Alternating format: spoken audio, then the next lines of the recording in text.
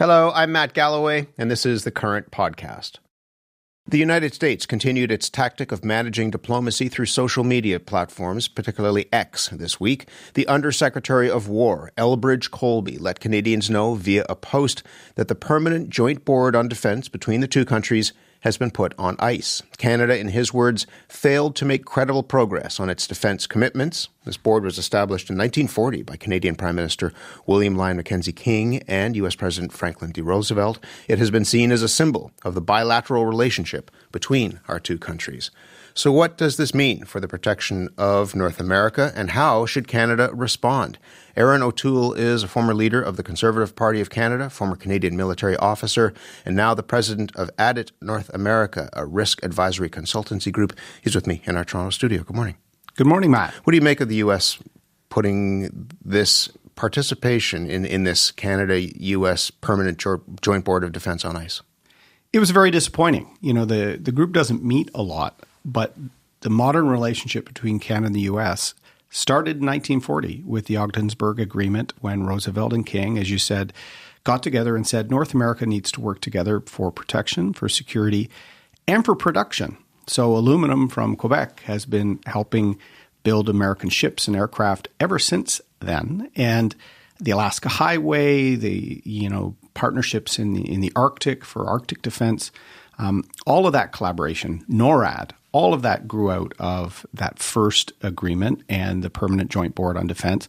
So it's just a sign that the U.S. is quite cavalier with their longest and closest allies. And it came on the heels of the president's trip to China, which I found particularly bizarre given security concerns with China. President Trump seemed to be warmer to China than to his neighbor here in North America. Our colleague Murray Brewster is reporting that some of the key irritants that led to this decision were a lack of a clear roadmap on NATO spending goals and the fact that Canada hasn't yet made a decision on the F-35 fighter jets. Is it about those two issues, do you think? I do think there's pressure about the F-35, Matt. I've been a long advocate for the F-35. It's a fifth-generation fighter. Canada's been participating in what was the Joint Strike Fighter program since Jean Chrétien was Prime Minister. But as I joked on X last night myself, if you were thinking of buying a car for a long period of time, and in the final stages, the salesman started questioning your driving ability and sort of ribbing you, would you go through with the purchase? That's kind of what we're looking at here. You know, the F-35 will be a $30 billion purchase, give or take. And given what's happening with 232 tariffs, what's happening with just general treatment of Canada as an ally, why would we reward that with completing that transaction? So you said to the Globe and Mail that this is the right decision in some ways to hold firm on this. I think the Prime Minister is taking the right course of action, which is keeping engaged and talking about the F-35. We've committed to a small number, I think around 15. We've already sort of signed the paper type thing. But 88 is the order. Back in the Harper days, we were only buying 65, and then Justin Trudeau canceled it and then reversed it, and then the number became 88. So do we buy it? How many do we buy? Warfare is also changing. We're seeing from the Ukraine war, most things are now autonomous. So will the future be autonomous drones flying with fewer jets? But your point is we shouldn't be making this decision if the U.S. president and the U.S. government are insulting us and threatening us and. Yeah. In fact, our modern trade agreement, Matt, grew out of that 1940 meetings, the Ogdensburg and the Hyde Park, because we started collaborating on steel, aluminum, and defense production. And later on, those supply chains for defense grew into the auto pact of the 1960s. So the Canada-U.S. relationship in the modern age really came as a result of security coordination. So we have been a free rider. We haven't been spending our commitment on defense. But in the last year, the government has moved remarkably. So when the Undersecretary said they haven't been making their commitments, he kind of ignored the last year completely, and I think that's unfair. So what is this actually about then? Is it about defense? Is it about that you can't buy American bourbon in many Canadian liquors? Like, is that seems to have really irritated many American officials. What is this actually about, do you think? I think it's just another example of the tensions between the countries as a result of President Trump. President Trump has thrown out the rule book on trade, made comments about the 51st state or Greenland, very dismissive of even the sovereignty of other countries. So all of these are kind of a tit-for-tat engagement now. So I think the Council for American-Canadian Relations that I'm on with other Canadians helping the Prime Minister and his team, we want to see an agreement and a deal where we can normalize trade, reinforce our joint security efforts. Right. So I hope that all of this can be wrapped in together. But until we finalize a deal, I think you'll see these little shots from now and again. And on our Victoria Day, the shot about the Permanent Joint Board was the latest salvo. But is there a way, if you're talking about defense, is there a way to satisfy this U.S. administration when it comes to this country's defense spending? I think we have to show a clear commitment that the last year, when the Prime Minister and Mr. McGuinty have made considerable strides increasing the pay for our men and women, which I think was very important, but committing to key acquisitions. We're probably announcing a submarine in the next few months, Matt. I think people need to see that this is long-term and consistent. We're going to meet our NATO commitments as a founding nation. I think we always should have been. But the U.S. isn't spending 5% themselves. So when they're saying, where is your plan for the joint military and infrastructure spend, which is now the 2034 5% target, all countries are slowly responding and increasing their budgets. Canada, I think, has probably been more aggressive than most countries in NATO in responding to the new era we're in. And I think the U.S. has to recognize that, and I think they will. And I think this is part of the hard negotiation that President Trump likes to push. He's willing to basically throw out long-standing institutions. Most presidents wouldn't act like that, but we've got to deal with the one we're facing. If you take a look at other institutions, there are organizations like NORAD and NATO. Could this be a precursor for further exits by the United States? That's our worry. The Permanent Joint Board on Defense, meets a couple times every few years, but that's what NORAD grew out of, Matt. So if this is a precursor to a future move of just saying, well, in North American defense, we're no longer going to collaborate with the Canadians, that should be very concerning to people. And he's mused about NATO as well. He's mused maybe about getting NATO. Out of NATO, why are we here? They're not pulling their weight. We don't need to be part of this. That's the worry, is the Americans seem willing to just pull out of all multilateral work and go it alone. Over time, they will be weaker alone. Even the trade disruptions and the Strait of Hormuz backlog, they're going to be short aluminum, steel, all the things. They're tariffing and making it harder for us to sell to them. So I think a lot of this is going to come home to roost for the president soon with cost of living crisis, inflation, fuel costs. So I think in the next few months, if we're smart, if we're strategically patient, we can drive for a deal on both the trade and security front. Just the last point on this.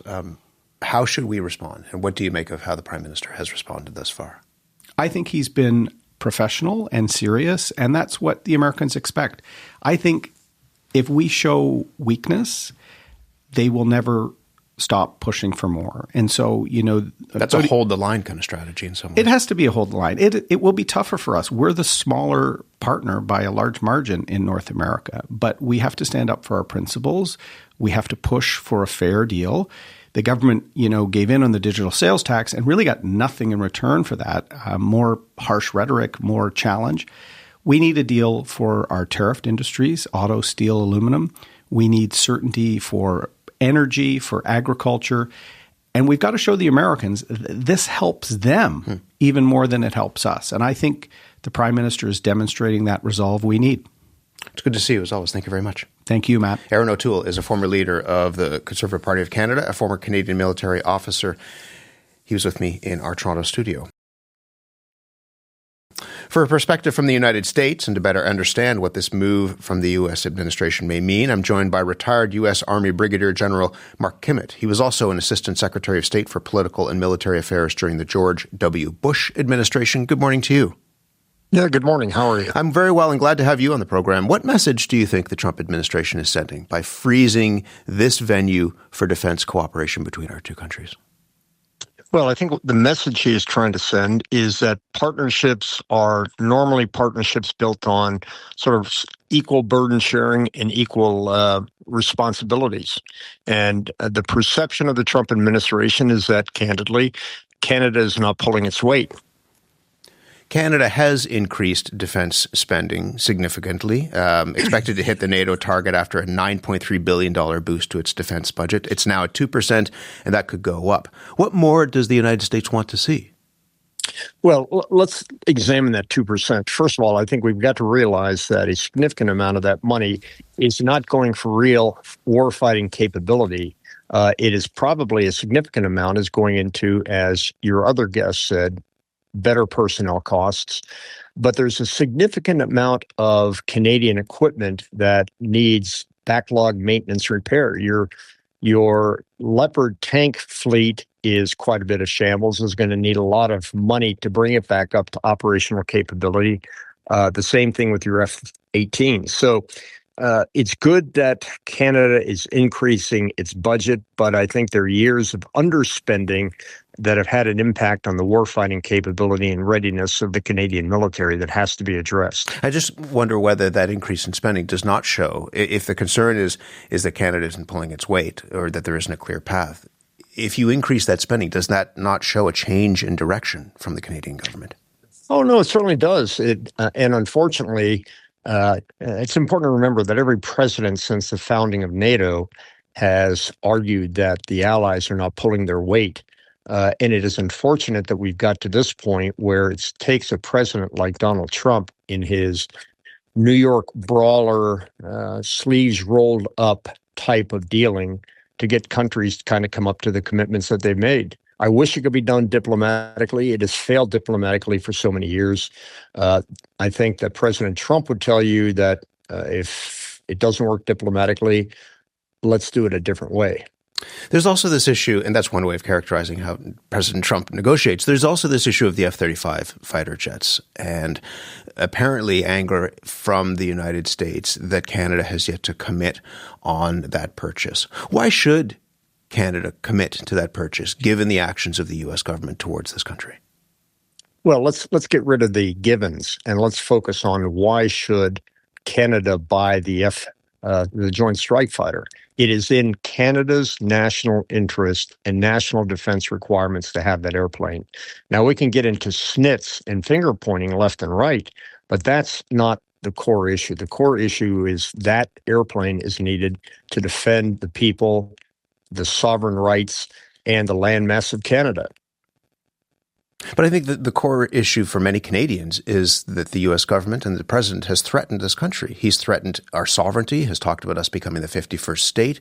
He's threatened us economically with tariffs. Why would, and this is the point that Erin O'Toole raised, why would the Canadian government agree to a purchase like that if that's how the partner on the other side of the table is acting? Because Canada needs to act in its self-interest, and its self-interest is the defense of Canada.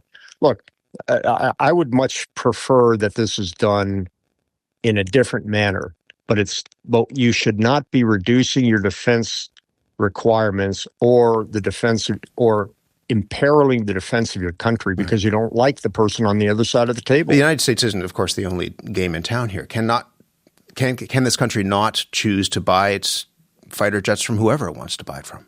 Well, it certainly can, but they won't be interoperable with the United States. They may not even be able to talk to the United States aircraft. So if Canada wants to go it alone, you certainly have that option. Is that going to enhance or detract from your defense? What is this really about, do you think?